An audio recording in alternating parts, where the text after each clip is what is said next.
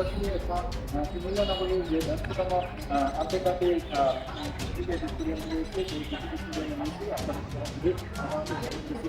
এই ক্রিকেট স্টেডিয়ামে কিন্তু প্রতিটি এখানে প্র্যাকটিস করা যে ছাত্ররা রয়েছে যারা ক্রিকেট খেলার জন্য প্রস্তুতি নিচ্ছে তারা কিন্তু সেই স্থানে কিন্তু প্র্যাকটিস করেন এবং কুমিল্লা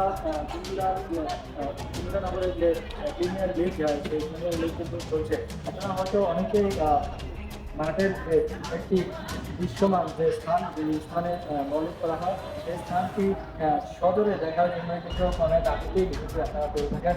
আমরা সরাসরি এখন সেই প্লেসটি আপনাদের দেখাবো। অবশ্যই আপনারা আমাদের সঙ্গে থাকবেন এবং এই স্থানের গুরুত্বপূর্ণ আপডেটগুলো জানার জন্য আমরা অবশ্যই পরবর্তী নেক্সট প্রতিবেদনে আপনাদের জানাবো। অবশ্যই আমাদের সাথে থাকবেন এবং আপনাদের যে আজকে অনেকটি অনুমতি স্থান স্টেডিয়াম ঘিরে যে একটি দৃশ্যমান স্থান সেই স্থানটি আমরা একটু আপনাদের দেখাবো যে আসলে এই স্থানটিতে আসলে কী রয়েছে যার ফলে এখানে তো বাঙালি প্লেয়ার যারা বোলিং করে থাকেন তারা কিন্তু বোলিং করার পরবর্তী সময় কিন্তু বল কিন্তু বিভিন্ন আকার ধারণ করার একটি কারণ যে এই ক্রিজ বা যেটিতে বোলিং করা হয় সেই ক্রিজটি কিন্তু সুস্থ এবং সেই টান হওয়ার কারণে কিন্তু সেই স্থানে বোলিং করার পরবর্তী সময় বিভিন্ন আকার এবং বিভিন্ন রূপ ধারণ করে যার ফলে ব্যাটিং এমনকি বোলিংয়ের মনে অনেক অনুভূতি জাগৃত হয়।